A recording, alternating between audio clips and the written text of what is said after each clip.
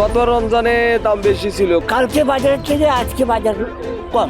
গতবার আনুমানিক কত করে বিক্রি করছিল? 200 টাকা 190 টাকা ছিল। রামাদানের পবিত্রতা রক্ষার্থে এই মাসটিকে আপনারা ব্যবসা মুনাফা লাভের মাস হিসাবে পরিগণিত করবেন না।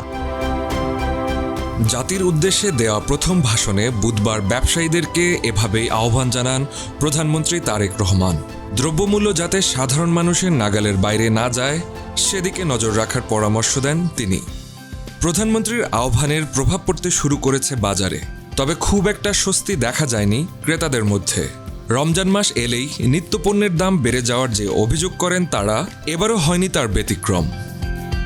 19 ফেব্রুয়ারি রাজধানীর বেশ কয়েকটি বাজার ঘুরে দেখা গেছে ইফতারের অন্যতম অনুষঙ্গ খেজুরের বাজারে রয়েছে অস্বস্তি।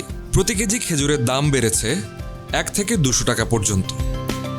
কেজি প্রতি ইন এভারেজ মোটামুটি 100-150 টাকা, কোনো কোনো ক্ষেত্রে 200 টাকা বেশি মনে হচ্ছে। তৃষ্ণা মেটাতে লেবুর শরবত পছন্দ করেন রোজাদাররা।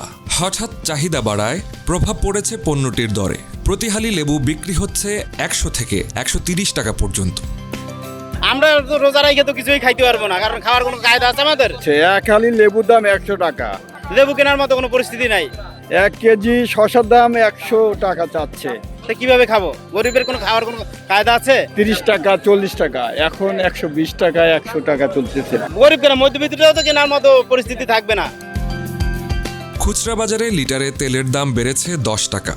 তবে ডাল, ছোলা, চিনি এবং অন্যান্য পণ্যের দাম স্থিতিশীল রয়েছে বলে জানিয়েছেন বিক্রেতারা।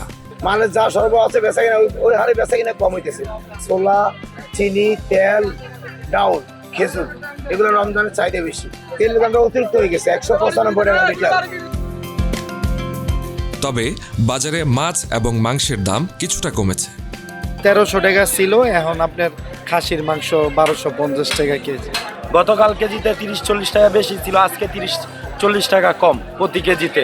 পাবদা 350 টাকা, রুই মাছ 350-400, তেলাপিয়া 200-220, কই মাছ 200, পাঙ্গাস 200। বাজারে নিত্যপণ্যের দাম নিয়ন্ত্রণে রাখতে সরকারি নজরদারি বাড়ানোর আহ্বান জানিয়েছেন ক্রেতারা।